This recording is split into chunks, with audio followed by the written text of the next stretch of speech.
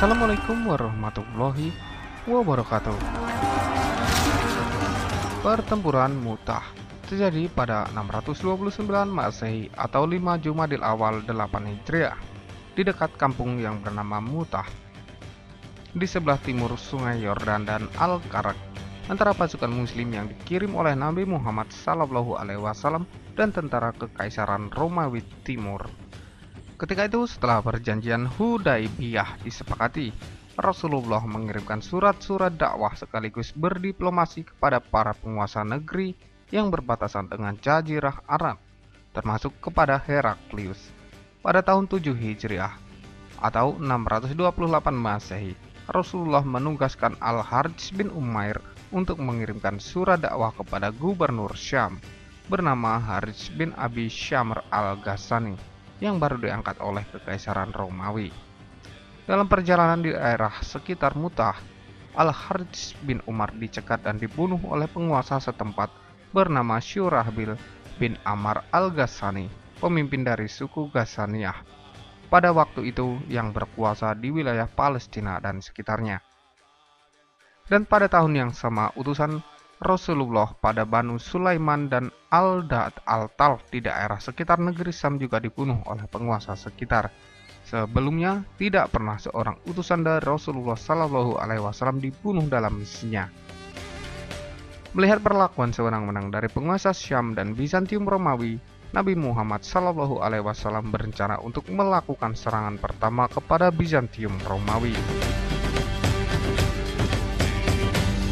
Sebelum pasukan Islam berangkat, Rasulullah SAW telah menunjuk 3 orang sahabat sekaligus mengemban amanah komandan secara bergantian bila komandan sebelumnya gugur dalam tugas di medan peperangan hingga mengakibatkan tidak dapat meneruskan kepemimpinan. Sebuah keputusan yang belum pernah ia lakukan sebelumnya.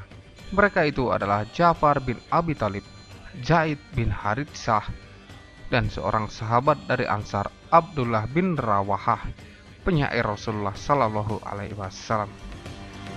Sebelum berangkat, Rasulullah memberi instruksi kepada para pasukan.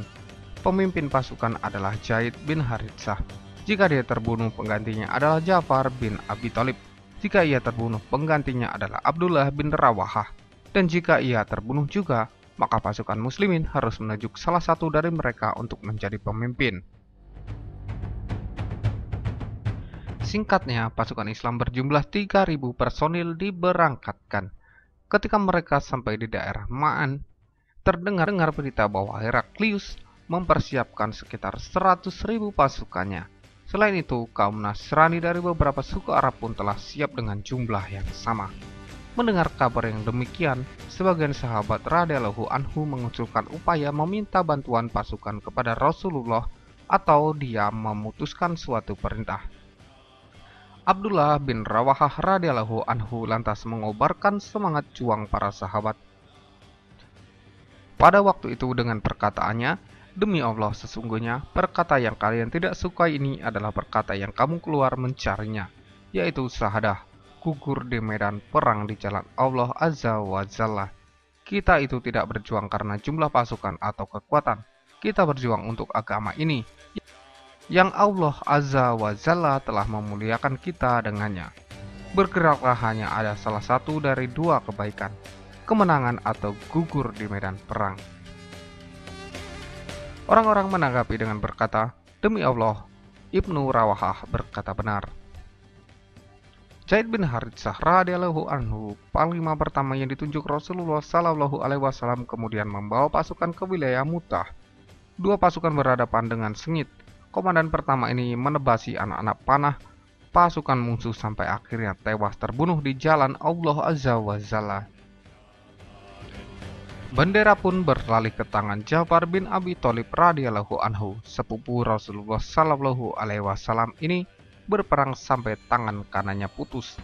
Bendera dia pegangi dengan tangan kiri dan akhirnya putus juga oleh tangan musuh. Dalam kondisi demikian, semangat dia tidak mengenal surut saat tetap berusaha mempertahankan bendera dengan cara memeluknya sampai dia gugur oleh senjata lawan. Berdasarkan keterangan Ibnu Umar radhiyallahu anhu, salah seorang saksi mata yang ikut serta dalam perang itu, terdapat tidak kurang dari 90 luka di bagian tubuh depan.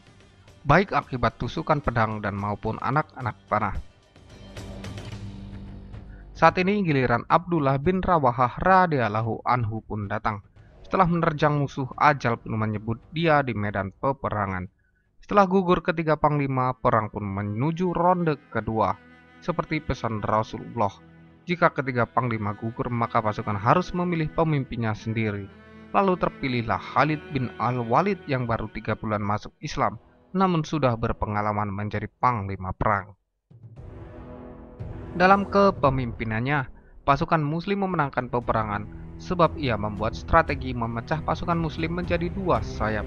Ketika malam tiba, masing-masing sayap menempati posisi yang ditentukan hingga pada pagi harinya. Kedua sayap itu menyerang musuh secara bersamaan.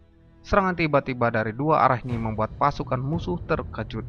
Mereka mengira pasukan muslim mendapat tambahan pasukan, sehingga pasukan muslimin berhasil menghancurkan dan memukul mundur pasukan musuh.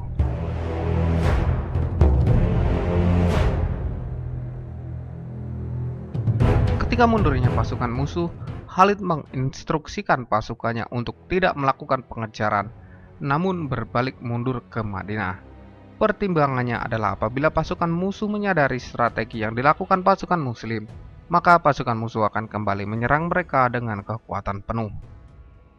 Berita pasukan muslim berhasil memukul mundur musuh disambut sukacita oleh kaum muslimin lainnya. Meski pertempuran antara 2 pasukan ini digambarkan sangat sengit, namun dilaporkan hanya sekitar 12 orang dari pasukan kaum muslimin yang terbunuh.